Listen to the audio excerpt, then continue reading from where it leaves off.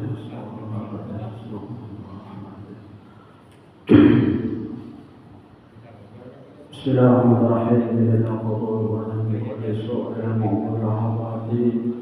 Sayyidina Nabiyyina Sayyidina Rasulullah sallallahu alaihi wasallam. Sumaya rahim terjadi wassalamatu ala nabiyyina khususan Nabi Hasan Basri Sayyidina Nabi Bakri Sayyidina Muhammad dan jalannya Sayyidina Muhammad pada masa Madani Syekh Muhammad Rasyid bin Abdul Bandari Syekh Muhammad Kasbur Ahmad bin Ismail Bandari Syekh Muhammad Zain bin Abdul Bandari Muhammad Syekh bin Mu'adzina wa walidina ummahatina wa qurbatina wa dirana wa jufaina ila walidina ikhwanina muslimina wa muslimat wa mu'minina wa mu'minat amma kalimatu syukur rahmah wa maghfirah wa yu'inu alaina wa ala azwajina wa dhurriyyatina barakati wa anwarin wa sararin wa ulumihim wa nafahatin wa khususatin wa karamatin bidina dunya wal akhirah wa anna Allah yarzuquna wa azwajana wa dhurriyyatina tawbatan wa maghfirah wa tawfiqan hidayah wa hidayah wa istiqamah wa husnul khatimah fi khairin wa lakin wa afiyah ala hadhihi niyat wa ala kulli ma nawali salatu salih ila darajat nabi al-fatihah.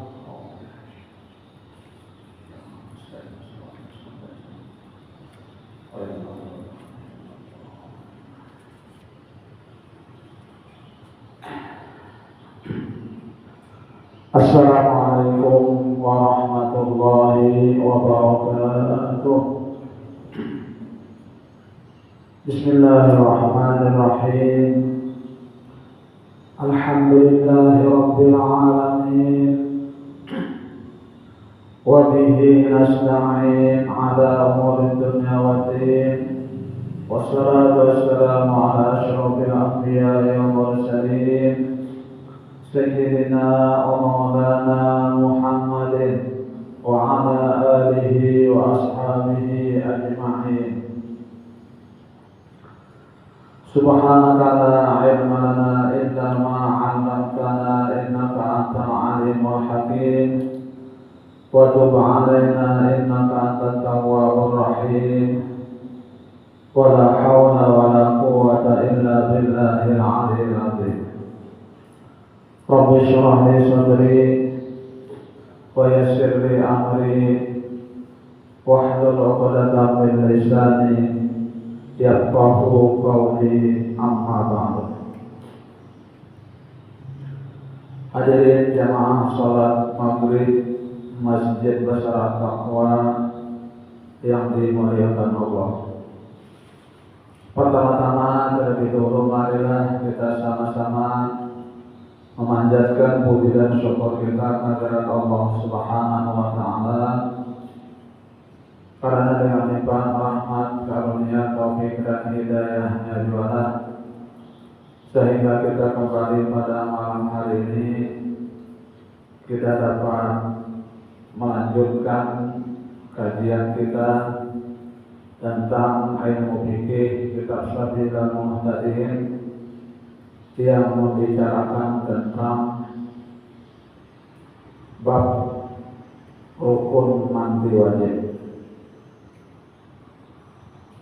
Diiringi dengan sholawat serta salam semoga terlimpahkan pada junjungan kita yang besar Muhammad sallallahu alaihi wasallam, kepada keluarga beliau, sahabat, kerabat, zuriat, bahkan pengikut-pengikut beliau ila yaumil qiyamah.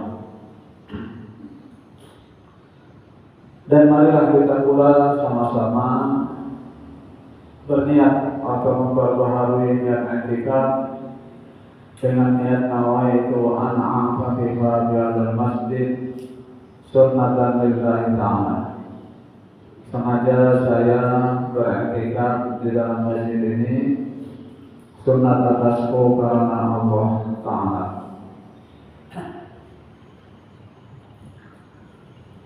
Hadirin jamaah salat maghrib Masjid Besar Taqwa yang dimuliakan Allah. Baik, kita akan lanjutkan kajian kita tentang rukun mandi wajib. Yaitu kemarin rukun mandi ada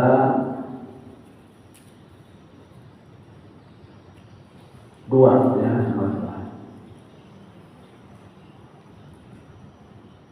Ada 2 perkara.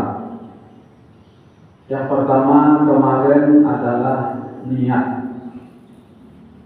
Niat itu letaknya di dalam hati. Adapun lafaz niatnya yang kita ucapkan di mulut, di muntuk, itu hanya sunnah.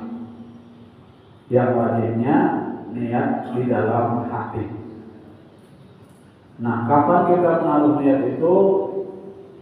Itu ketika kita mencucurkan air di badan kita, mencucurkan air di anggota badan kita. Disitulah kita mulai berniat.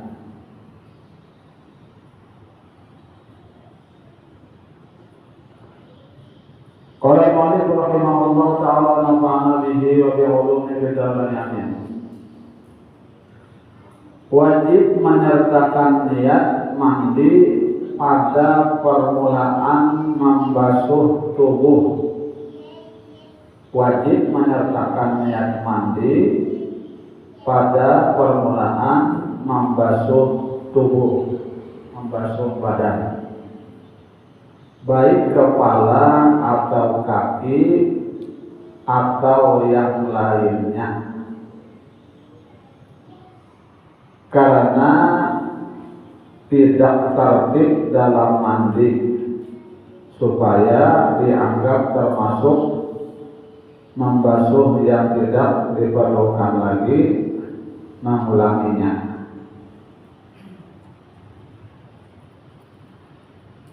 Kalau tidak disertai niat pada mula-mula membasuh, seperti berniat sesudah membasuh salah satu anggota dari tubuhnya, maka basuhan yang terdahulu dari niat, basuhan yang terdahulu dari niat, maka wajib mengulangi membasuhnya seperti yang diterangkan dahulu persamaannya dalam wudu.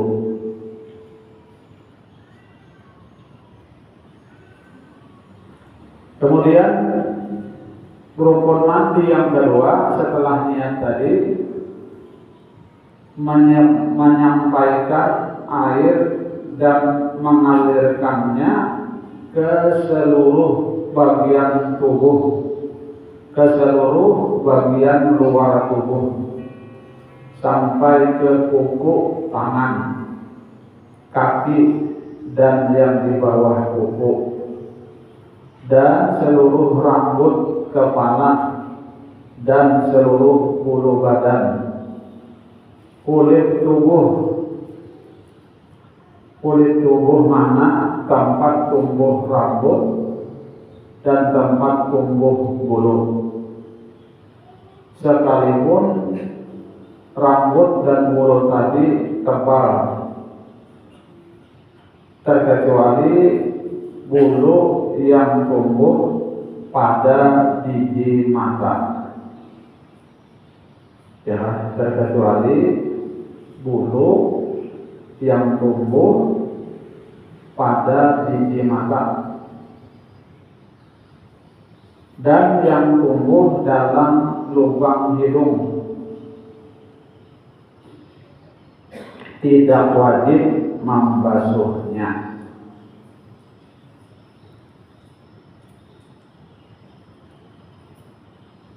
Nah, itu lihat adalah rukun mandi. Ya, yang pertama tadi niat. Niat itu letaknya ketika kita permulaan membasuh tubuh kita. baik mulai di kepala ya atau di kaki atau yang lainnya.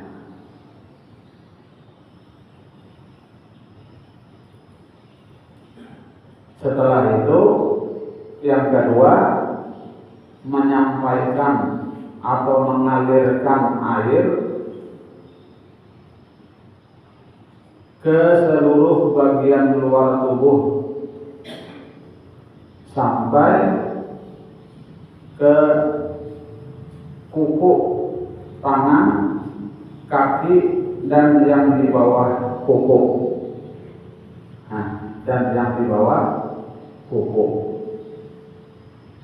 Nah, jadi hati-hati kuku kita kalau panjang, misalnya, apalagi kukunya itu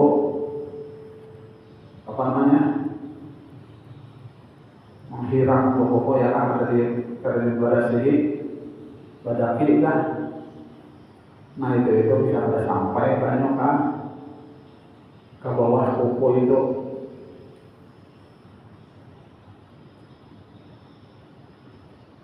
Apalagi yang dibasuh, dan seluruh bulu badan dibasuh juga, bulu apa aja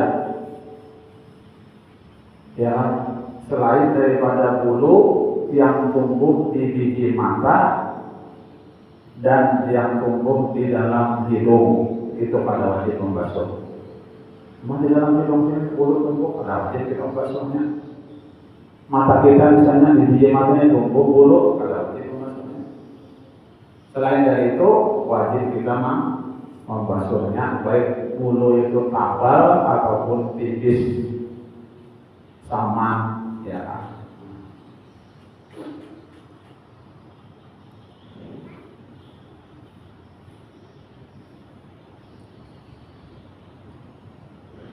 Wajib mengurai pintalan rambut kalau rambutnya dipintal. Mengurai kita rambut tanpa gulung, apalagi begini ya, misalnya bergulung-gulung itu misalnya, ya kan? Itu wajib mengurai. Nak mandi wajib itu diurai dulu ya kan? Diurai dulu, jangan bergulungan gitu, bisa ada sampai rambut banyak kan? Ada lama rambut itu, ada basah, ada wajib apa? Ada sah mandinya. Anak saya rambut bergulung, ya kan? Bapak kan sini mandi ubinya ada pengaruhnya.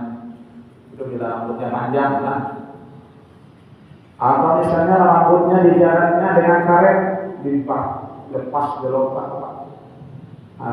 jarakan dengan karet, diurai supaya rambut kepala kita itu semuanya terbasuh ya, terkena air.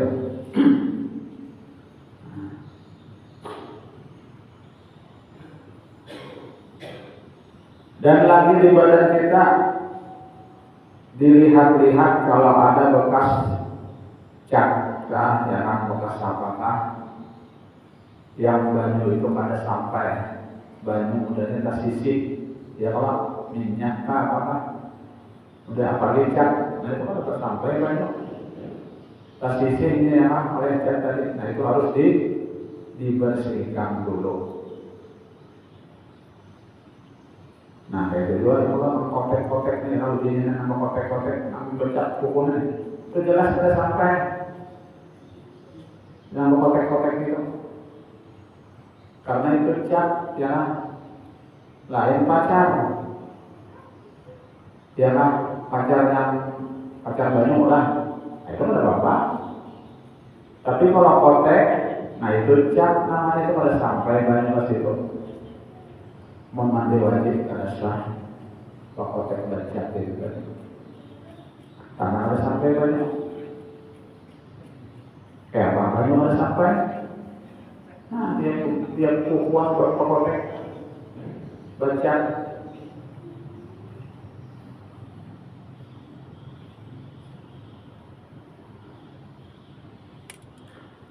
Wajib mengurai tadi pintalan rambut kalau rambutnya dipintal, karena ditakutkan air tidak sampai ke dalamnya. terkecuali dengan diuraikan. Ya. Tetapi rambut yang kusut tidaklah wajib membasuh sampai ke dalamnya, hanya wajib membasuh luarnya saja. Rambut kusut ya. Wajib menyampaikan air keluar lubang telinga, dan bagian luar lubang hidung, bagian luarnya, dan luar hidung yang terpotong. Wajib menyampaikan air ke bagian luar vagina perempuan yang perawan dan yang janda pada saat ia duduk buang air besar, luar tubuh yang pecah-pecah, dan di bawah kulit tutup kepala zakar bagi orang yang kuluk, dan keseluruhan pelipatan kulit tubuh, ya, karena hadas besar merasa ke seluruh bagian tubuh yang disebutkan, maka wajib menyampaikan air ke dan meratakannya ke seluruhnya, hingga kalau air tidak sampai ke satu bagian dari bagian-bagian tadi, tidaklah terangkat hadas dari bagian itu. Ya, nah itu. Kalau air tidak sampai ke bagian tubuh, ya kan, salah satunya, maka hadasnya tidak akan terangkat. Tidak wajib dalam mandi ini lebih dahulu berkumur-kumur dan memasukkan air ke hidung, tidak wajib, hanya sunat saja. Sekalipun terbuka mulut dan hidung dalamnya terpotong.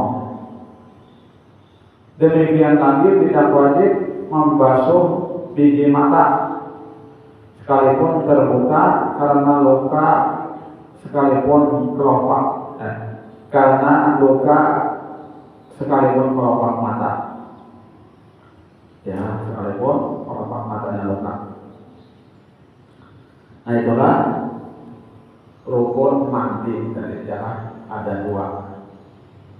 Yang pertama tadi niat ketika menyatakannya tadi ketika membasuh salah satu tubuh kita, menyuburkan air di tubuh kita, itu menaruh niat. Kemudian yang kedua tadi meratakan air ke seluruh tubuh kita, ke seluruh bulu-bulu yang tumbuh di badan kita, ya. Nah, itu rukun mandi wajib.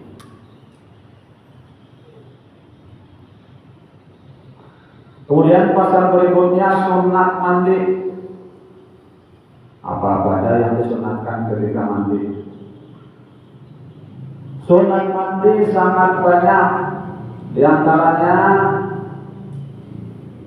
menghadap kiblat, itu sunat. Menghadap arah kiblat. Mengucapkan basmalah yang diiringi dengan niat dari Bismillah, ya. Mengucapkan basmalah yang diiringi dengan niat, artinya kita hendak membasuh apa tadi, pemulaan dibasuh tadi, baca Bismillah dulu, hanya menaruh niat, ya, niat ketika kita membasuh tadi. Dan diantaranya nanti berkumur-kumur, sunat juga. Dan memasukkan air ke hidung seperti dalam wudu, sunat juga. Tetapi sunat bagi yang mandi dengan menyertakan niat dengan membasuh, ya, menyertakan niat dengan membasuh. Setelah selesai beristinja, hendaklah hendaknya dibasuh lagi karena terkadang lupa menyampaikan air ke tempat itu, maka tidak basah mandinya, atau sekalipun tidak lupa namun dia ingin menyentuhnya dengan tangannya pada saat membasuhnya, maka batallah wudunya jika bersentuhan dengan tidak terlatih.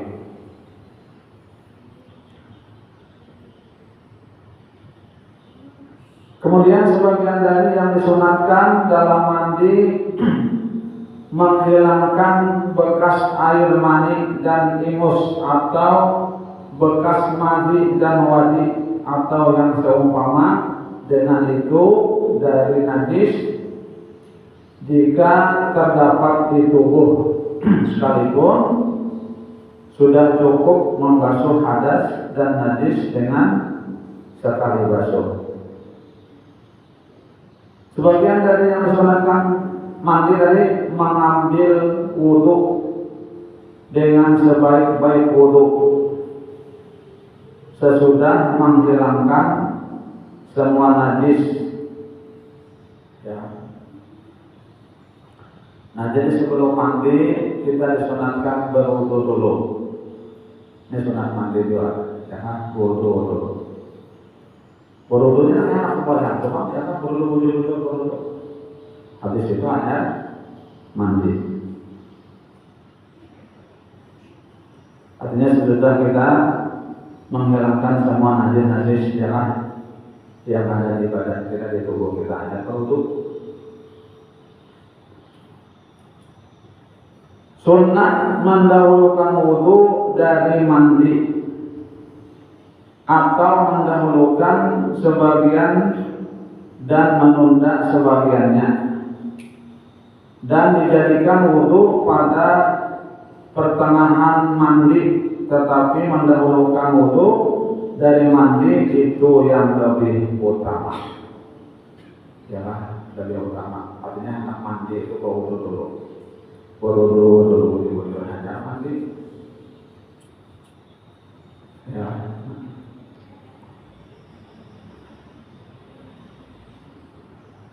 Jika janabatnya tidak bercampur dengan hadas kecil, maka hendaklah diniatkannya wudhu yang dikerjakannya itu sunat mandi. Jika janabatnya tidak bercampur dengan hadas kecil, maka hendaklah diniatkannya wudhu yang dikerjakannya itu sunat mandi. Dan kalau janabatnya masih bercampur dengan hadas kecil, maka diniatkan mengangkat hadas kecil atau seumpamanya dari segala niat yang memadai pada wudhu agar keluar dari perselisihan pendapat ulama yang mewajibkannya. Jadi ada sebagian ulama mewajibkan wudhu dulu, ya kan?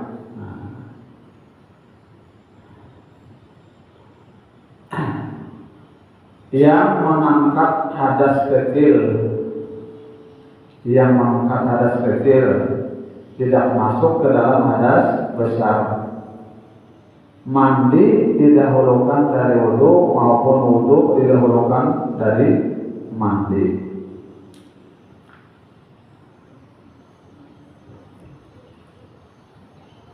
Sunnah mengekalkan niat wudhu sampai selesai mandi. Sunnah mengekalkan niat wudhu sampai selesai mandi.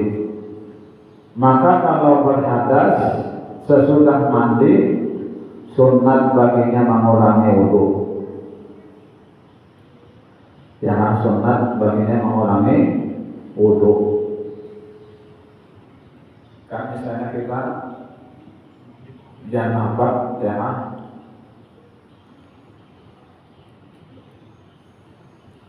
tapi langsung dengan hadas, ada hadas kecil, artinya kita ada wudhu. Berarti dua, maka wudhu ini, wudhu yang pertama tadi itu kita niatkan untuk merangkakkan hadas kecil, ya kan? Tetapi bila kalau pada hari kita ada hadas, artinya kita dalam keadaan wudu, lalu janabah. Nah, makanya wudu tadi kita niatkan untuk mengerjakan sunat mandi. Apabila kita selesai wudu tadi kan sudah wudu kalau mandi.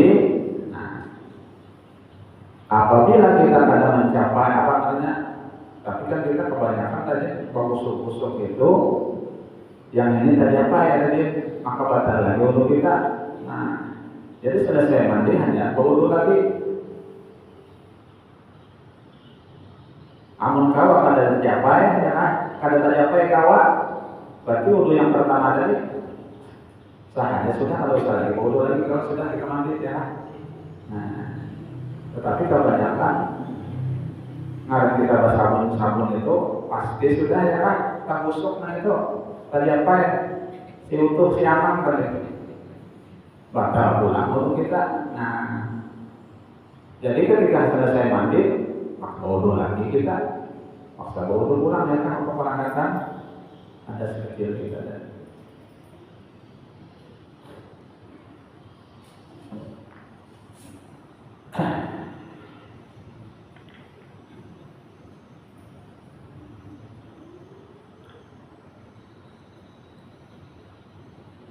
inilah yang diperkuat oleh Syekh Ibnu Hajar di dalam kitabnya yang bernama Tuhfah, tetapi yang diperkuat oleh Syekh Ramli di dalam kitabnya Nihayah, tidak disunatkan baginya mengulangi wudunya.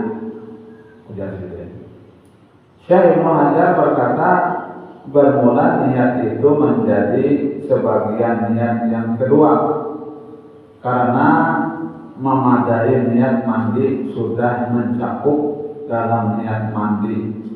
Seperti mandi, niat wudu mencakup niat khusus yang untuk berkumur-kumur.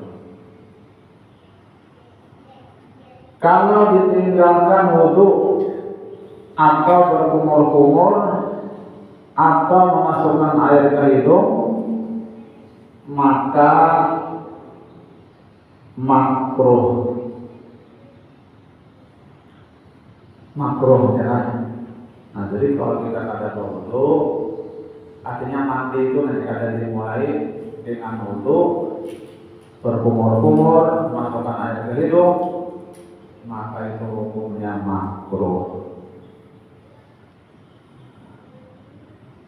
Dan sunat menyampaikan air sebelum berwudu dengan sungguh-sungguh ke seluruh pelipatan tubuh, seperti pelipatan perut, dua telinga, pangkal mata, ujung mata, di bawah lubang hidung. Karena yang demikian itu lebih meyakinkan sampainya air ke seluruh tubuh dan terhindar dari berlebih-lebihan memakai air sebelum mandi. Sunnah lagi menyalat-nyalati pohon rambut kepala, bulu muka dan bulu seluruh badan dengan tangan yang basah. Umpamanya dimasukkan jari-jari tangannya yang 10 ke dalam air sebelum dimasukkan